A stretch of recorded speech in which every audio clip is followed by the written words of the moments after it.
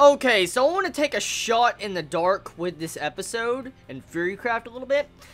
That assassin that was mentioned in the last episode that would leave a trail of death, I'm assuming, I could be wrong, I'm assuming the person that was on the phone was that person, that pro-assassin, like the #1 assassin.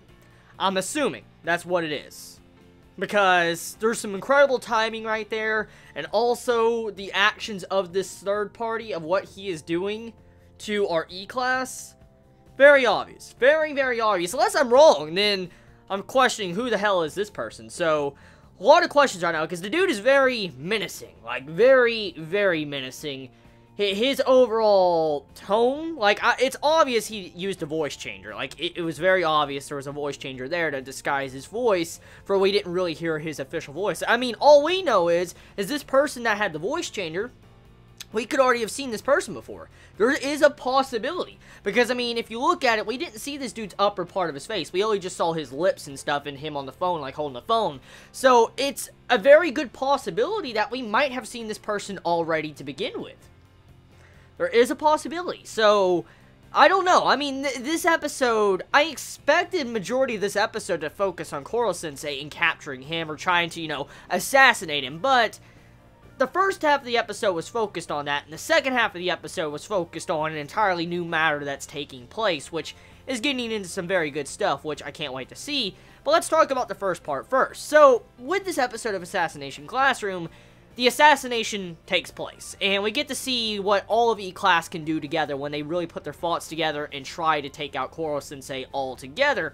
And they push Koro-Sensei to a new level. For instance, they push him to where he has to use a new move that we have yet to see in the series. And this is a very devastating ability that Koro-Sensei has, because let me explain. From what we saw, is there's this giant-ass explosion. Like, he shrinks down. Like, he completely shrinks down, and he makes this shell around his body. Like, this impenetrable shell that could survive nuclear explosions, according to Koro-Sensei. And judging by the feats of Koro-Sensei, I wouldn't really say he's lying. So, he can survive nuclear explosions. And in my mind, as soon as I saw Koro-Sensei in this little, you know, sphere, I was thinking, like, just throw him into, like, you know, a container of anti-Koro-Sensei. Just sling him into, like, a container or fabric of stuff like that. When he reforms again, he will get fucked up. That's what I was thinking when that happened. I was actually thinking like that. But then what we come to find out is if they were to do that, Koro-Sensei, when he goes back to his normal form, there is another explosion that we saw in this episode of Assassination Classroom. When he shrunk down, there was a mini little explosion, and I don't know how to take that explosion, because was that the antimatter? Like the antimatter that Koro-Sensei can use, or was that something else entirely? Because there's a lot of questions on the table, because this move doesn't look as devastating as, like, the antimatter that we were hinted at a long time ago that supposedly wiped out the fucking moon. So, I don't know. So, this is a new move, and that means we haven't even seen whatever caused whatever Koro-Sensei to do to the moon. So, there's just like, holy shit. So, Koro-Sensei has another trick up his sleeve besides this shrinking form he has. But here's the devastating part, okay? With this shrinking mode, there really is no weaknesses, if you think about it. When he gets in that mode, he's pretty much invincible. You sling him into, a tank of anti-Koro-Sensei, and let's say it's all liquid or something, he's just going to make it explode, and he'll get out of it. So, yeah, I mean, unless the explosion is small, because judging by what we saw in this episode, the explosion wasn't that big. Now, we could take it or leave it from this type of perspective. We do know Koro-Sensei does care about E-Class, and he doesn't really want to harm them. That's probably Koro-Sensei's greatest weakness. It probably is.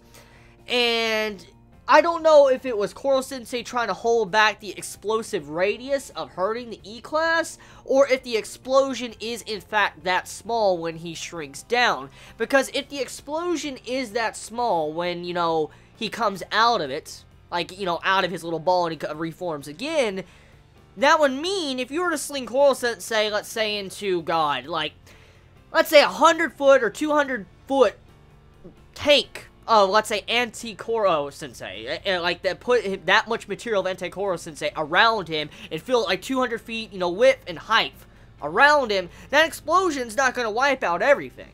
So, Koro-Sensei would still be fucked if he got into a tank like that. So, we really don't know how to judge that. The explosion size was big, yes, don't get me wrong, but from the size and the impact of what it did to E-Class, you can't assume that it was that devastating of an explosion. Because if you were to put him into a giant-ass tank, a very, very big, like, you know, this is the government trying to kill him. If they wanted to, they could fill up this giant-ass fucking container, push Koro-Sensei to that mode, and just sling him inside of it. He's fucked if it's really incredibly large. So, yeah, like I said, we don't know if Koro-Sensei held back the explosion radius, or if that really is the limit of it. Or his coming out of, you know, his ball could be a lot bigger. That's also a possibility. So we have yet to see that. We'll have to see how it goes next week if he does get out of that form.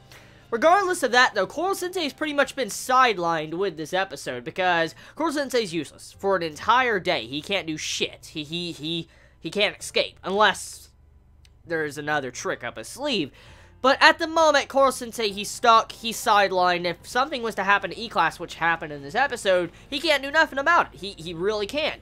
So, a lot of questions up in the air right now, like, this dude that was on the phone, he wants Koro-Sensei. What the hell is he gonna do? Like, unless that plan I just mentioned he's gonna try, but I don't know. So, I mean, even if he gets Koro-Sensei, Koro-Sensei is just gonna reform again and he's gonna get away. So, the ability Koro-Sensei has right now is very OP. Like, I don't really see a weakness. Besides, unless you were able to surprise Koro-Sensei really, really well and take him out right before he gets into that ball, which happened in this episode, almost. But that is the only way I could say you could possibly kill Koro-Sensei before he gets in that mode. So anyways, that's my thoughts when it comes to this episode. How do you feel about this week's episode of Assassination Classroom? Did you enjoy it? Did you hate it? I love you all so much. Please be safe. Chibi out.